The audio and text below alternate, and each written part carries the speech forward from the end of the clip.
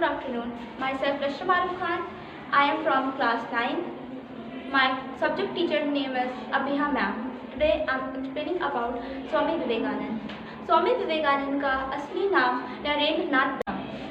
ये एक upper middle class family से बिलोंग करते थे और इनकी एजुकेशन जो हुई थी वो हुई थी इनकी एजुकेशन वेस्टर्न स्टाइल यूनिवर्सिटी से हुई थी। ये एक ग्रेट फिलोसोफर थे। बहुत सारी lot of great personality like Mahatma Gandhi, Subhash Chandra Bose, Lal Bahadur Shastri, prime minister Narendra Nath Damodar Das Modi, ये सब इनसे इंस्पायर्ड होते हैं। और ये एक बार अमेरिका में 1893 में इन्होंने एक स्पीच दी थी और उन्होंने इस स्पीच में सबसे पहला जो शब्द था वो उन्होंने इस्तेमाल किया था, मेरे प्रिय अमेरिका वासी भाइयों और बहनों। इस शब्द को सुनने के बाद पूरे अमेरिका का जो हॉल में इनकी थी स्पीच देते रहे थे, ये पूरे इस हॉल में एक ताली की आवाज़ गूंज उठी सिर्फ उनके इस शब्दों की वजह से। इनके इसी भाषण की वजह से इनको हिंदुस्तान में तूफ़ानी हिंदू के नाम से ये प्रसिद्ध थे।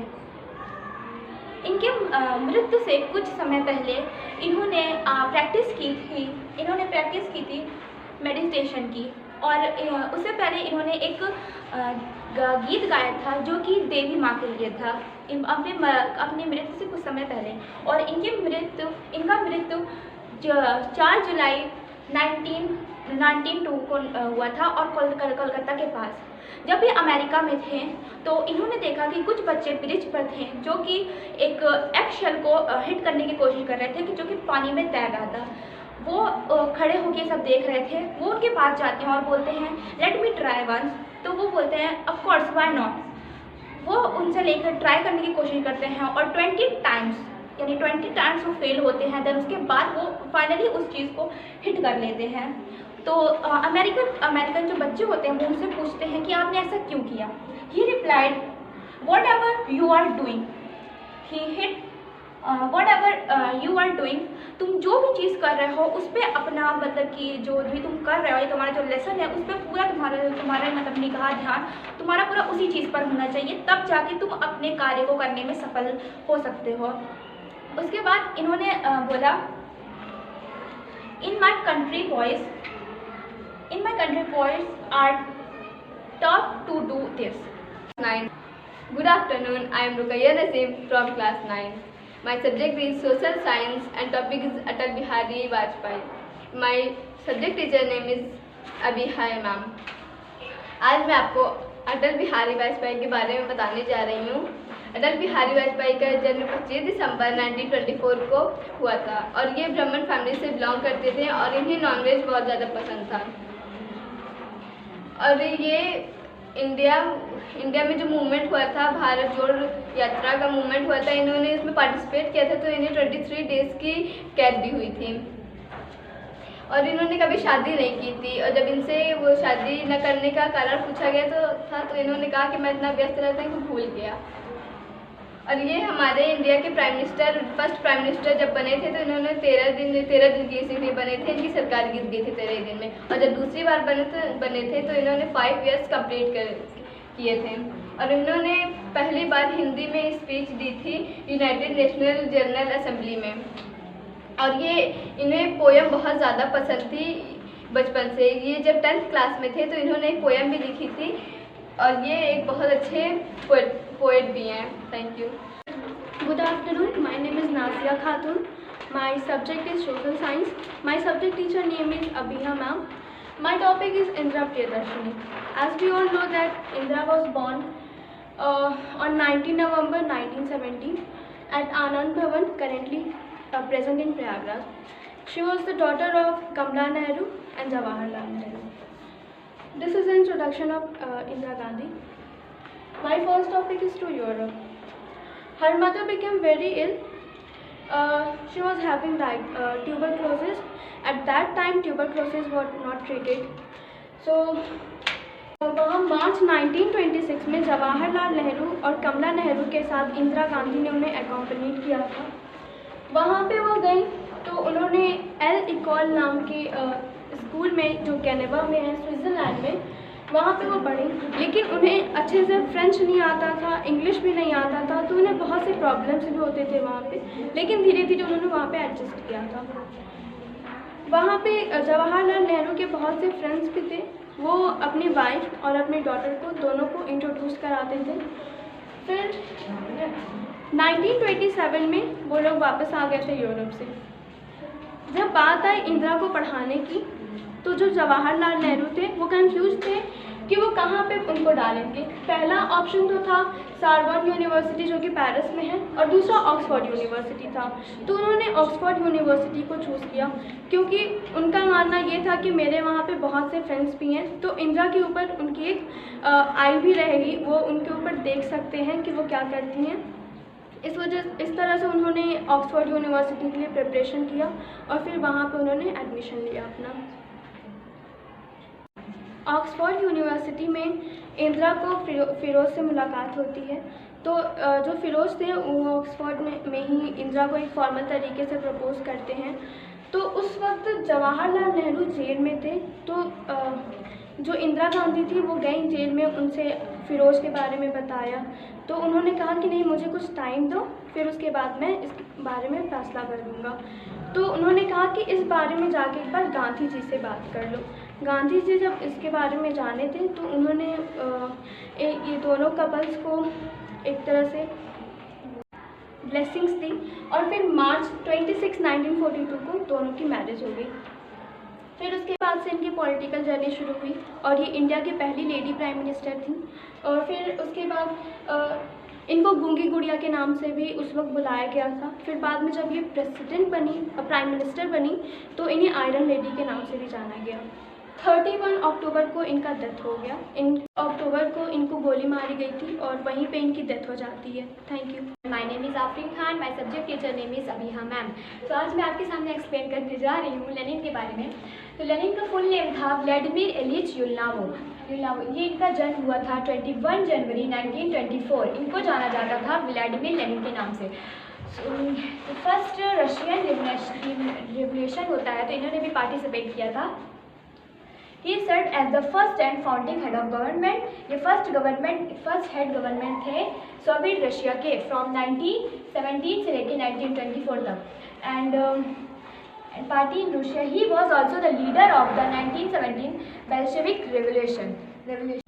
फर्स्ट वर्ल्ड वॉर जब शुरू हुई थी तो रशिया भी उसमें शामिल था। तो इन्होंने बोला कि रशिया अब नहीं रहेगा क्योंकि वो रशिया बहुत कुछ खो चुका है। तो इसलिए लेनिन को वहाँ के लोग ने बहुत पसंद किया, इसलिए उन लोगों ने चॉइस किया कि लेनिन ही यहाँ के लीडर बनेंगे। Thank you. हाँ। लेनिन की शादी 22 जुलाई 1898 में हुई थी और इनकी डेथ हुई थी 10 अप्रैल 1870 में। Thank you. Good afternoon, my name is Nandini Sharma. I am from class 9. My subject is social study and my subject teacher name is Abhiya ma'am. Today I am explaining about Savitribai Phule. She was the first woman teacher of India. इनका जन्म 3 जनवरी 1831 को हुआ था नागौन के महाराष्ट्र में। इनके father का नाम खांडूजी नावेश पाटिल था और इनकी मदर का नाम लक्ष्मीबाई फूले था। इनकी मदर का नाम लक्ष्मीबाई था। सावित्रीबाई फर्स्ट वर्ल्ड वॉर जब शुरू हुई थी तो रशिया भी उसमें शामिल था। तो इन्होंने बोला कि रशिया अब नहीं रहेगा क्योंकि वो रशिया बहुत कुछ खो चुका है। तो इसलिए लेनिन को वहाँ के लोग ने बहुत पसंद किया, इसलिए उन लोगों ने चॉइस किया कि लेनिन ही यहाँ के लीडर बनेंगे। लेनिन की शादी 22 जुलाई 1898 में हुई थी और इनकी डेथ हुई थी 10 अप्रैल 1870 में। Thank you. Good afternoon, my name is Nandini Sharma. I am from class 9. My subject is social study and my subject teacher name is Abhiya ma'am. Today I am explaining about Savitribai Phule. She was the first woman teacher of India. इनका जन्म 3 जनवरी 1831 को हुआ था नागौन के महाराष्ट्र में। इनके father का नाम खांडूजी नावेश पाटिल था और इनकी मदर का नाम लक्ष्मीबाई था। Savitribai Phule was get married at the age of 9. She was illiterate. Her husband name is Jyotiba Phule. When she get married, he was 13 years old and he studied in class 3rd. Jyotiba Phule इस बात पर believe करते थे कि लड़कियों को education की बहुत ज़्यादा ज़रूरत है, क्योंकि जो हमारे समाज में उस समय लड़कियों को पढ़ने का कोई भी राइट नहीं था। लड़कियां उस समय नहीं पढ़ सकती थी। सावित्रीबाई फुले की जो पेरेंट्स थे उन्होंने उन्हें कहा था कि लड़कियां नहीं पढ़ सकती, सिर्फ बॉयज़ पढ़ सकते, वो भी अपर कास्ट के बॉयज़ को उस समय पढ़ने का राइट था। लड़कियों को पढ़ने का कोई भी राइट नहीं था। लेकिन ज्योतिबा फुले जो थे उस बात के अगेंस्ट थे कि लड़कियां पढ़ सकती हैं, और वो ज्योतिबा फुले चाहते थे कि उनकी वाइफ पढ़ें, वो आगे बढ़ें, अपनी लाइफ में कुछ अचीव करें। इसीलिए ज्योतिबा फुले को उन्होंने अपने रूम के अंदर ही, लेकिन उन्होंने बहुत अच्छी एजुकेशन उन्हें सावित्रीबाई फुले को दी। सावित्रीबाई फुले को अहमदनगर, पुणे में ज्योतिबा ने एडमिशन दिलवाया, जहाँ पे उन्होंने बहुत अच्छी पढ़ाई की। सावित्री अपने हस्बैंड यानी ज्योतिबा के साथ पुणे गई। उन्होंने वहाँ पर गर्ल्स के लिए 150 स्कूल्स खुलवाए, और भी कई सारे वहाँ पे उन्होंने डिफरेंट तरह के स्कूल खुलवाए गर्ल्स के लिए, जो कि गर्ल्स के एजुकेशन पे बेस्ड थे।